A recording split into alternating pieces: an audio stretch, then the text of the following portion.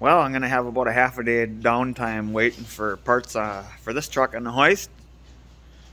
So figured why not? Let's drag in this beautiful '63 GMC just acquired. It's a factory 4x4 truck. Been in machine shed since 2011, and don't know the last time it ran, but I think she'll run. So let's see what happens. So this is a '63 GMC K10 pickup. Title shows it was a Nebraska truck. Factory four-wheel drive. Super solid. Like, ridiculously solid. The cab supports are all there. No rot through it all anywhere. Unfortunately, well, obviously the bottom of the fender, somebody did some lovely fiberglass work. We'll have to address that. But these four-wheel drive trucks certainly got used. But as you can see, these four-wheel drive trucks got used and abused. Pretty good whammo on the door there, into the rocker. Some good damage there, which is unfortunate because could have saved that fender.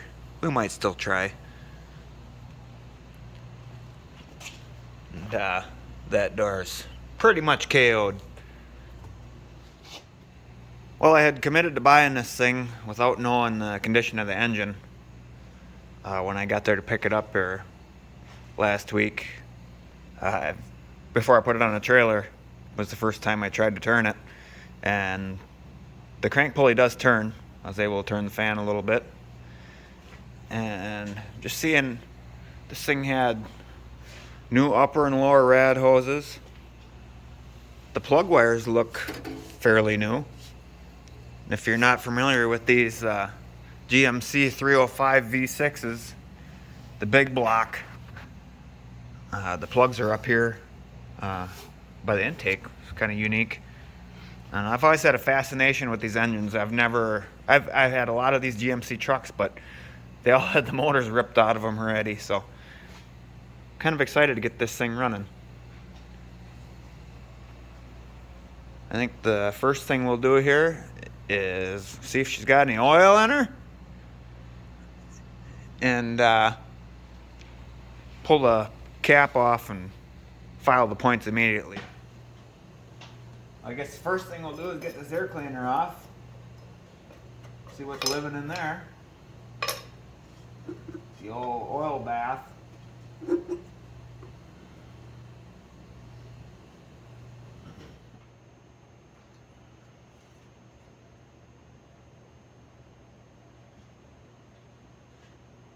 Oil looks brand new.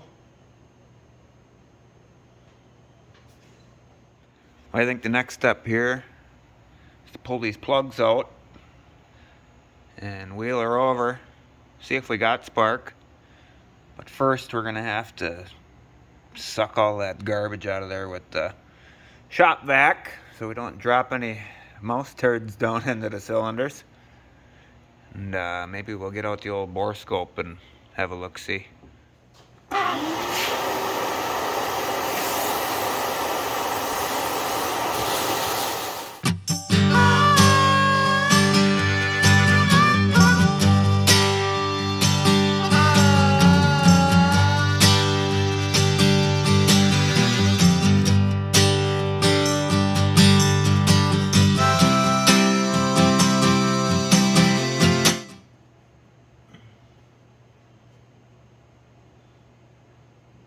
Don't look too bad. We'll keep track of where these came from here.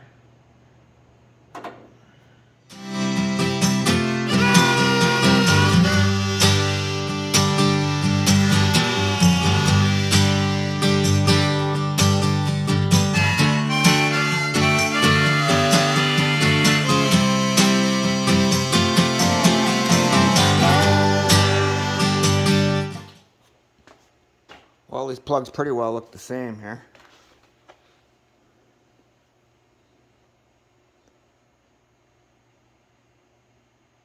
Look like a plug out of a running truck to me. I'm gonna pop this off and see if there's anything in here right away.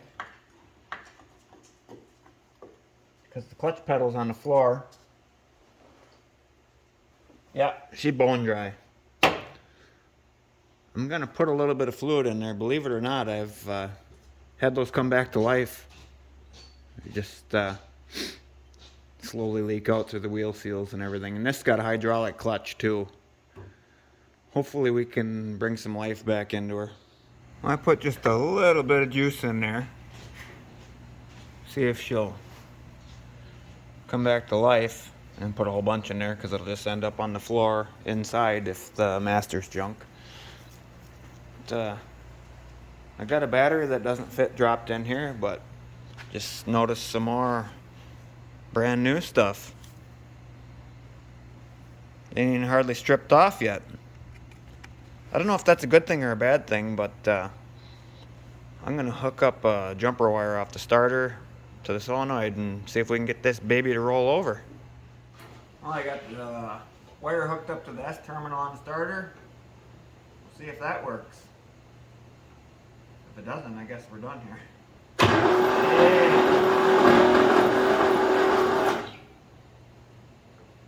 Let's tip the key on and see if we got any spark.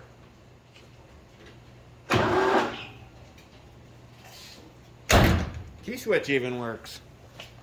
We're on a roll here.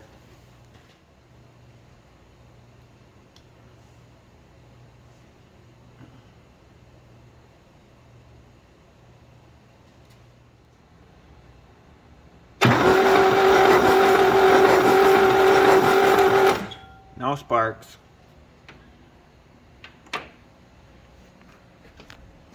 Verify I did leave the key on. Yep. She's on. I guess we'll try a different plug on a different wire. Well, I popped the coil wire off. That'll rule out the cap and rotor. I've got it propped up against the old carbonator there. It looks like it's touching, but it's not. It's just super close. See what happens. Nothing.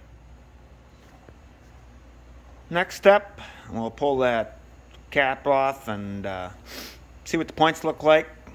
Maybe sand on those a little bit. Might as well climb in, I guess.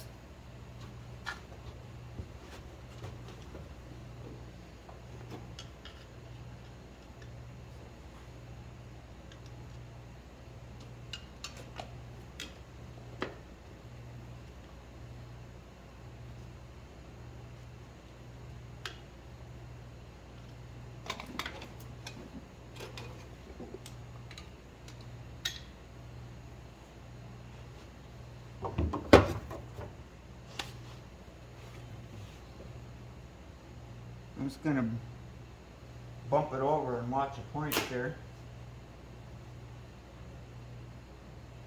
Make sure my ass isn't hitting the fan.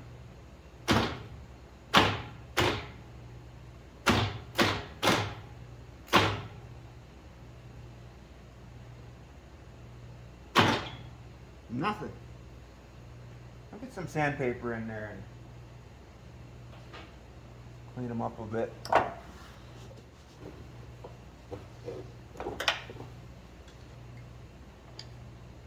This stuff looks brand new too.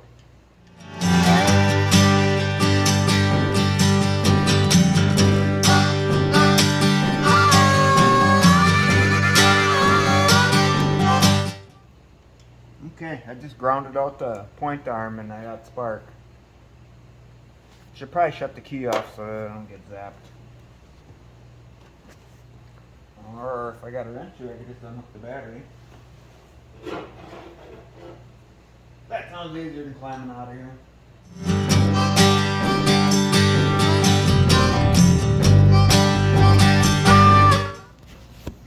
Well, you can see in here, so it'll focus. Here we go. Some white crusty crap all over them.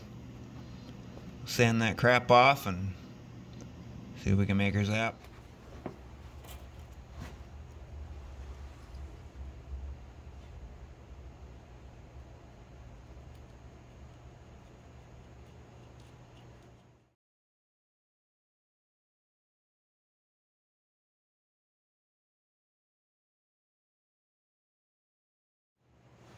I should be able to see a spark on the points there now. Yes, sir. The first one did anyway.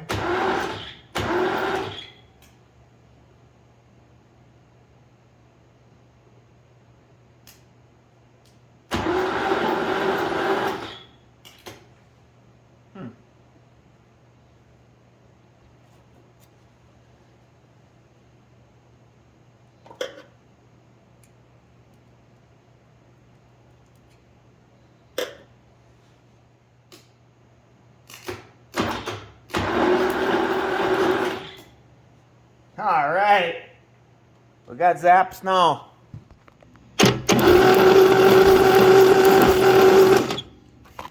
We're on to something now. We got spark at the points. I verified I got spark out of the coil.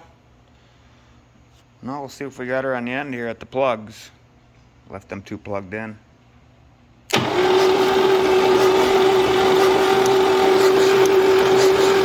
Yeah, buddy. Well, I wheeled all the plugs back in, and I don't know if the firing order is correct on the wires, but I put them back the way they were on there, and we're going to give her a try here.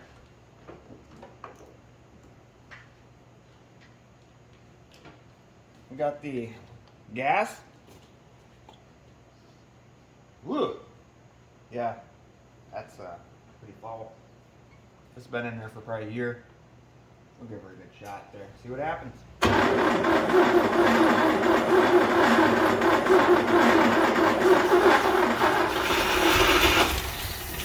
Woo! I'll fill up the float bowl.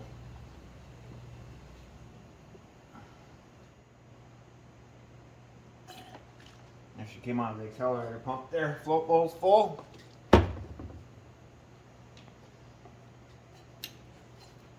Wow, it even squirts. Woo!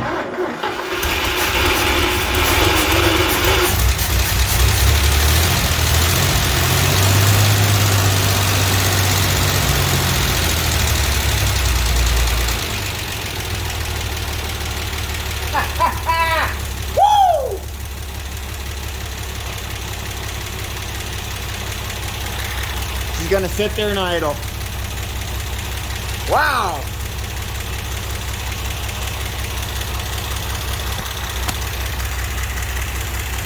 Choke ain't even on.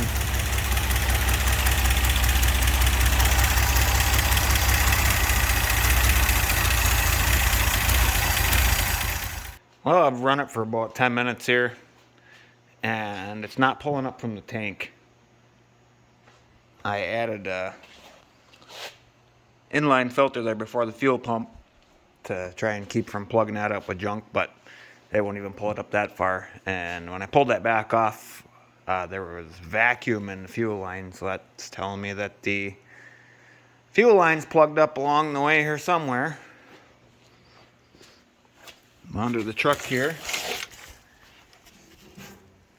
Got the tank unhooked from the fuel line there, that rubber hose, and it's clear going up to the front of the truck.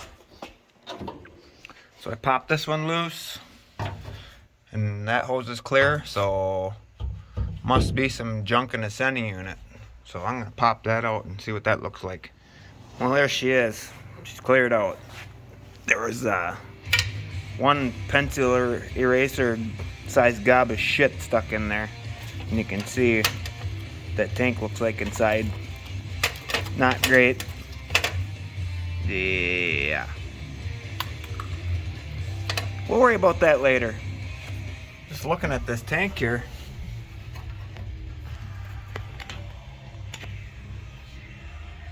Remarkably, it looks okay in there. That brown you see is not rust. It's just varnish. Oh, Maybe throw a sender at this thing and she'll be good to go. Well, I fill in the float bowl one more time here. Get my little filter on down there. We'll see if she'll pull that 10-year-old brine out from the tank back there. I've ran cars on worse. Let's see how she goes. Ooh, gotta slide the seat back again. There we go.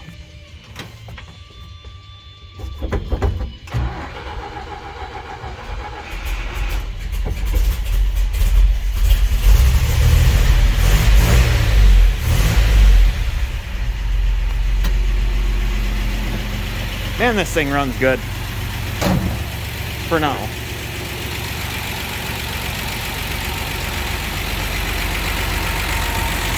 See if she starts pulling fuel up. Yep. Filter's already full.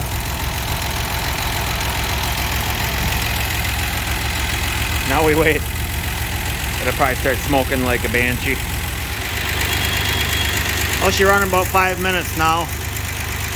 Got the smoke alarm going off. We may as well rev on her a bit, huh? The valve train's a little bit noisy. Might have to adjust the rockers, but...